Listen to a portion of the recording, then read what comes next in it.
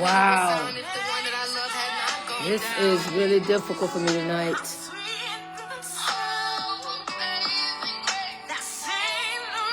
Yes. It is 8:28. Yes, and we know this. All things work together for the good, for them who love the Lord, and for those who call according to the purpose. 8:28. Let's take a pause. I want to salute my friends, my classmates.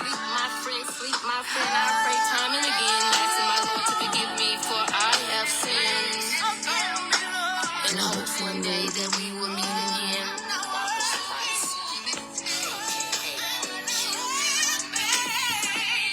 And if it's not too late to clean my slate, I will see you as the pearly white gates. Alan, Tony, Amazing Grace, Stephon,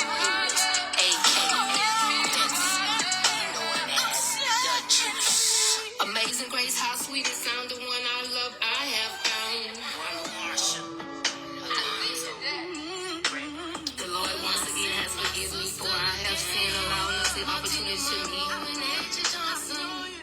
in that great cloud of witness. Okay.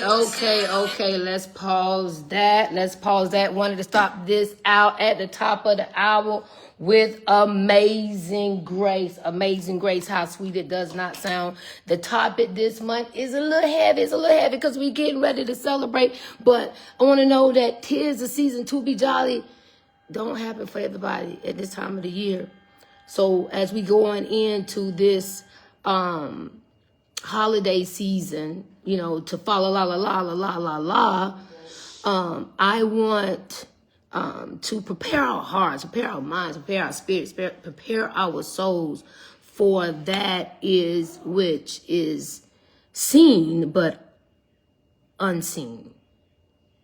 It's only seen until it gets to the worst place. That's when we're able to see the residue, the repercussions of that loss. And so we want to talk about it. We're talking about mental health. We started out in the month of May with our Thinking Full Thursday, talking about our listening party, adding on that. And tonight, what we want to celebrate is life, but we want to start understanding the loss of life. And sometimes we're not just talking about the physical death of someone, but the decimation of marriage, a career, losing a job, changing in what we're experiencing now. Because we talk about this thing of this new normal that we experience ever since COVID. Our new normal, what does that look like? What do we mean by a new normal? Is it really normal to us now that this thing is new? Or are we still grieving some of the things that we lost in the time of the pandemic when we was on quarantine? And even the rate of relationship, when we're talking about the numbers of divorce, when people had to be home for those periods of time, when we didn't know what was going to be become of us, what will become of this world that we live in. And we was fearing the loss of time. But some people lost even their mind. So I want us to get us back on track. Let's get us back on track. So as we experience a great level of death, even in the wake of the pandemic, I want us to get comfortable in the sense that we all know this thing. We all have experienced this thing. And then we grip by it. The fear of even talking about it. You ever start talking about preparations of how you want to leave. It's like it's such a taboo subject. And it's like we never, like, as a people, do we really be prepared for loss? So we're talking about grieving, denial. Denial is in the 5 stages of grief. And denial can look really, really, really funny. I just wanted to go a little farther with it. And hopefully I can put back on my glasses now. But I wanted to go a little bit further and talk about what does denial look like in the stages of grief. Let's see what denial look like. And see, the thing is tricky. We talked about the tricky thing about death. Yes, we are at our 8:28 hour. Yes, we are still at our Thinking Full Thursday. And the topic this week, as we blaze the trail of discovering and uncovering our mental health and to get to our mental wealth, we're talking about the 5 stages of grief. We want to get excited about the season to be jolly. So we want to recognize when we are in denial of a thing, of a loss of a thing. It says denial in grief looks like disbelief and shock, such as saying things like this can't be true. How many times have you heard somebody say that? Or how many times have you said that it's clearly, this cannot be true? It is also appear as a avoidance.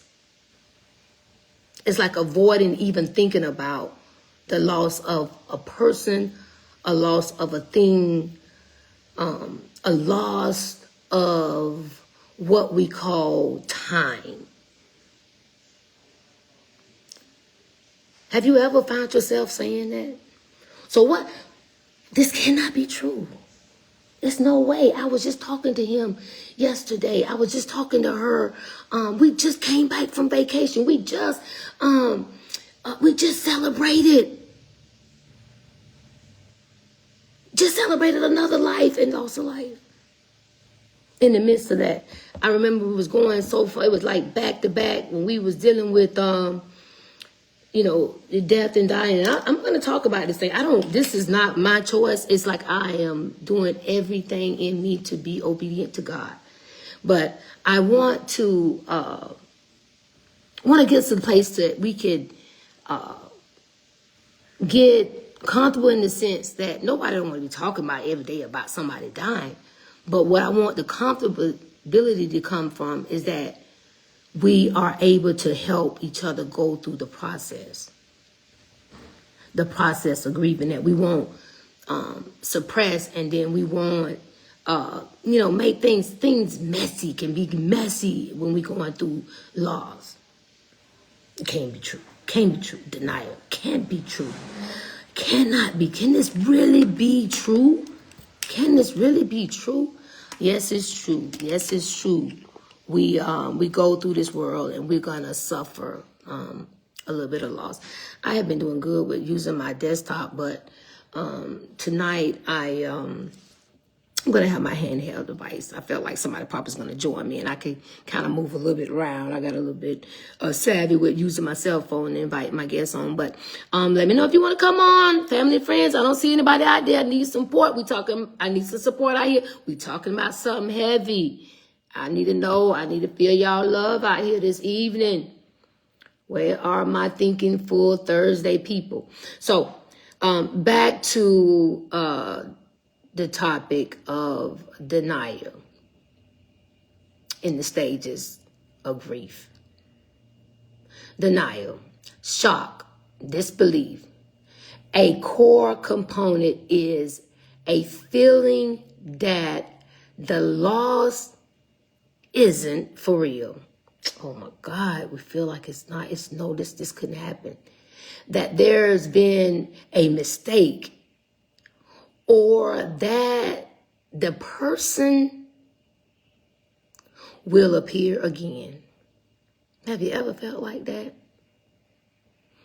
Now, this is one that you can go through it and you don't even know it. I was listening to Lexi Allen, a gospel singer. She was talking about how she lost her husband. It's been 20 years ago, but even when she was talking about it here in 2025, you experienced seeing her like it was really like it was yesterday.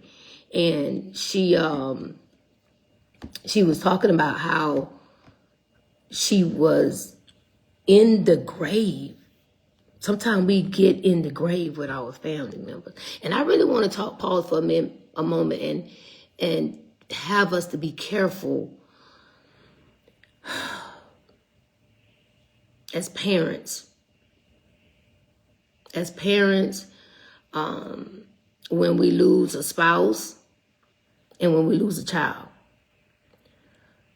And when we lose a spouse and we get in the grave with them and we have children still left behind, and we lose a child and we have more and we have children. These are just some things I'm talking about being careful. I'm only empathizing. I'm only coming from this perspective of what I'm seeing that happens within our culture. So I want us to stop getting in the grave with people. That's why I want us to be able to just come on a Thursday night on Thinking Full Thursday. You can find somebody online talking about grief, talking about the stages, being prepared for the holiday season. That's all we're doing. That's all we're doing. So, shock, disbelief, numbness are some of the behaviors when someone is in denial. What does numbness and confusion look like? You ever knew how I touched on a little bit earlier when say it kind of get messy. It can get messy around losing a loved one. We'll stay on topic. We'll stay on the tangible of losing a loved one.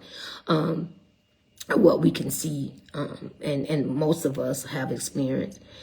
And but it could get messy. Like stuff start coming out. People start saying stuff that they ain't said before. And it's almost like we drunk. Like you drunk in that emotion. You drunk in that feeling. You drunk in that grief. And things just get wild. And then most time if it, we got a bunch of, cause we African American and dark. And most of the time when we at a repast or a funeral or anything like that, it's going to be a lot of us in the room, and it just always seems like it's hot. But do you know that even having the temperature to rise in the physical sense can cause a temperature of these behavior where things get messy in these stages?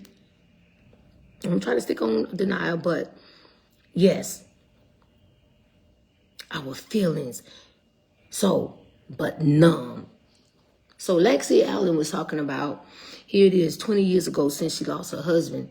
And it wasn't until she started going through therapy when she realized that she had gotten in the grave with him. But then they still had a son that she had to raise. I'm just saying, be careful. I cannot say I sympathize because I haven't experienced the same thing. But I can empathize, but in my empathy, what I want you to say to yourself that I will live and not die.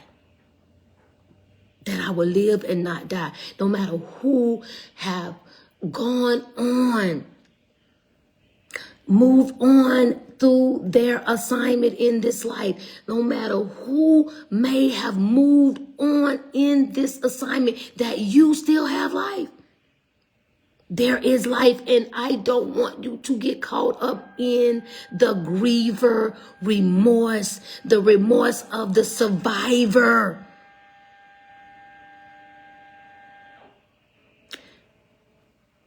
Shock, disbelief, numbness. You might feel emotionally numb or disoriented or unable to process the depth of your emotions, numbness, confusion. That is what denial can look like in the stages of grief. It's just grieving. So we should be able to grace. 5 is the number of grace that we should take. I want you to take 5.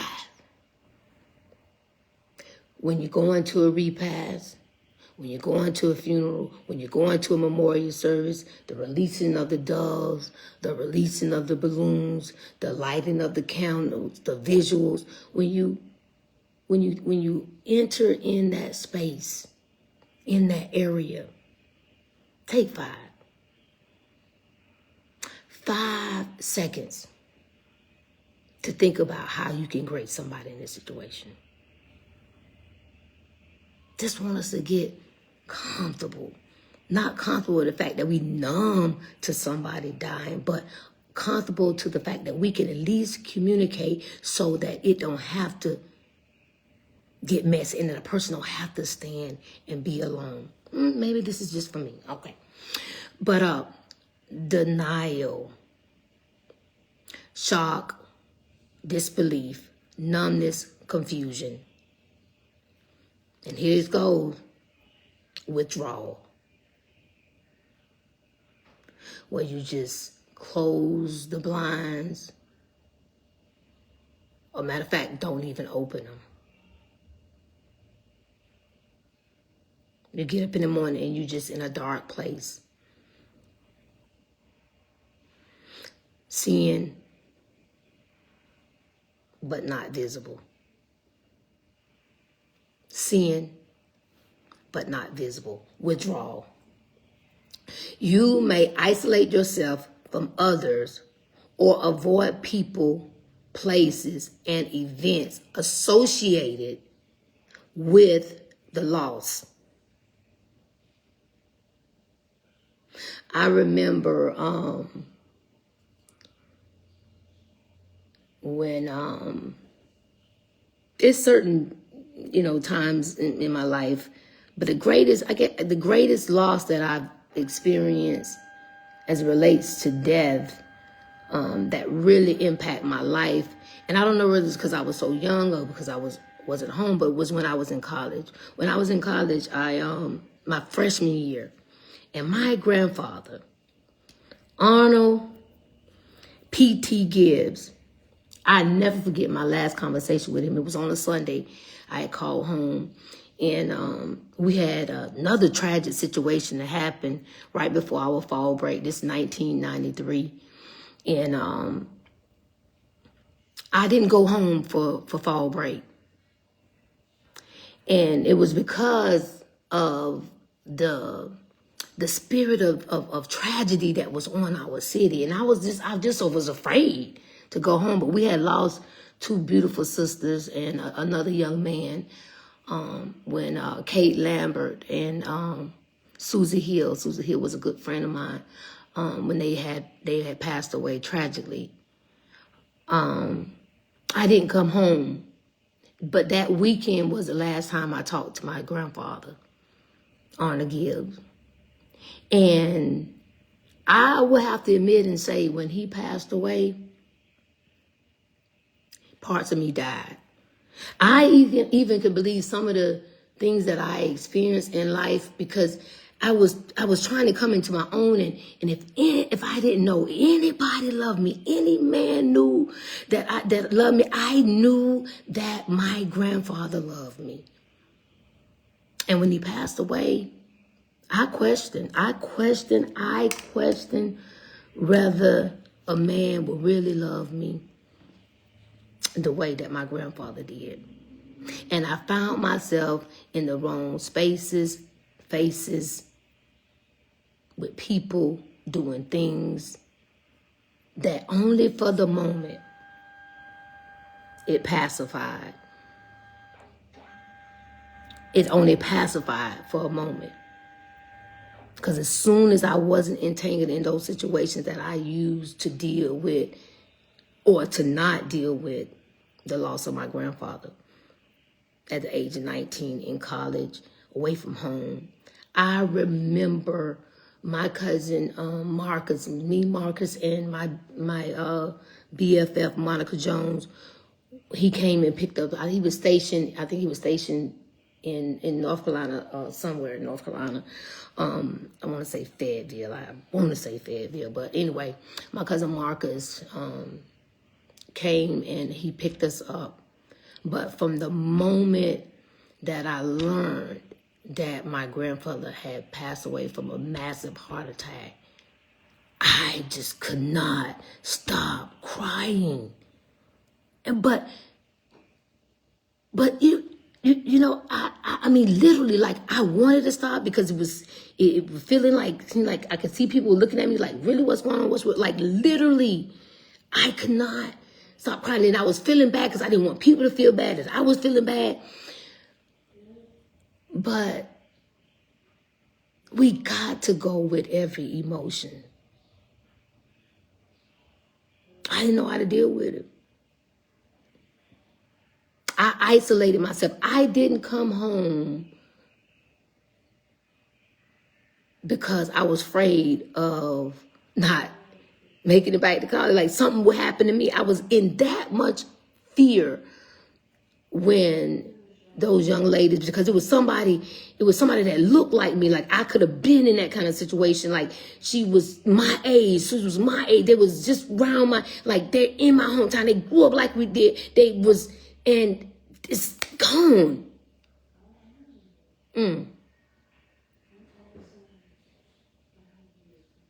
Afraid. Going numb. Isolated myself from my whole city, whole town. Only to have to come back a couple weeks later. I didn't go home for that funeral. But I had to make it home for mine. That we would walk that aisle.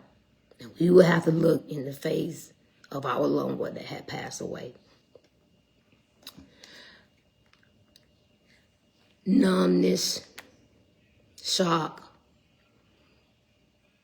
disbelief, confusion, withdrawal.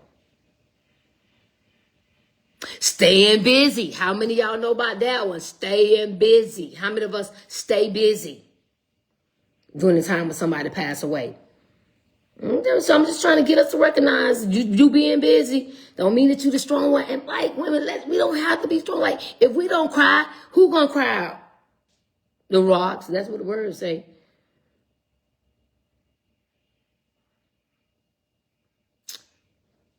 Staying busy to escape the feeling. You might constantly feel like you are working hard, but you are avoiding. You focus so much on everything that need to be fixed and that need to be done, and you tend to neglect yourself. To escape the feeling, you might fulfill your time with other activities or focus on others' needs instead of your own. Be careful. That's denial. Staying busy. Doing time of grief. That is one of the 5 stages of grief. Denial. Being busy is what it looked like. I'm just trying to help us be able to identify these things. And then pretending to be okay. Pretending to be fine. I'm good. You may even say things like, I'm fine. I'm okay. Everything is good. I got this. Wearing a mask of untruth. Pretending to be okay. Procrastination.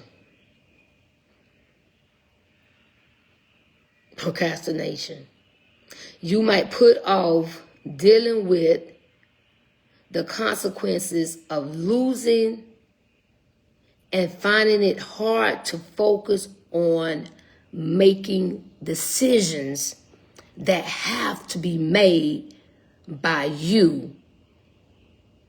Procrastination is what denial look like in the 5 stages of grief. So we have talked about denial as one of the stages of grief. I did an overview, just to do an overview in the 5 stages of grief. We have denial, which we covered in depth this evening. We have blaming. We have sadness or depression. And we all want to get to the place of accepting that we had that loved one for that moment, for those years in our life. I want to try to stay on topic, and it's good for me to stay on topic because I could be all over the place. If anybody know me, I could be all over the place in my conversation, but I want to make sure that we understood. We got depression, sadness, anger, denial, and acceptance. The 5 stages of grief. We are at the final minutes, seconds, and I'm about to call this thing to an end. But this has been our Thinking Full Thursday. The segment of listening party, what we wanted to listen to today. I want y'all to go and listen to Amazing Grace. I gave a salute to I started out with my, giving a salute to my fallen classmate. We have our class reunion this weekend. I'm super, super, super excited about it. Been talking to my good friend, Jimmy Petty, and we're looking forward to getting that. So if anybody come across this video between now and 6 p.m. on Saturday, and you're going to be in the Charleston County, folks in Georgia area, DM me and where I can give you the details of where we're going to be, the class of 1993 CHS, and we are the best. Where we're going to be celebrating that. And folks in Georgia, in 31537. Yes, we're going to be celebrating our, what is our 30, let me do my math. Graduated in 1993. We're 32nd. Wow. 32 years out. But yeah, so anyway, this has been our Thinking Full Thursday segment, our listening party. We talked about denial, covering the 5 stages of grief, with honing in what does denial look like. We're going to be able to recognize, but we're going to be ready to celebrate this time. You may have celebrated different because you lost loved ones in the past, but this year you're going to come back and you're going to pull out your note and you're going to go back to this video and you're going to take your note, or you're going to write your note on your mirror and you're going to celebrate. This is going to be the season to be jolly. Fa la la la la la la la. I will see y'all next Thursday. This have been our Thinking Full Thursday segment. Go out, check us out on any of your listening channel. Listen to Amazing Grace in its entirety. You may hear of somebody that we have call out their names, the people who have been instrumental in my life, and they're impressionable. That it was impressionable in the time that they shared with me in our passing. This has been Thinking Full Thursday. See y'all later. Good night. God bless you. Look forward to seeing you again.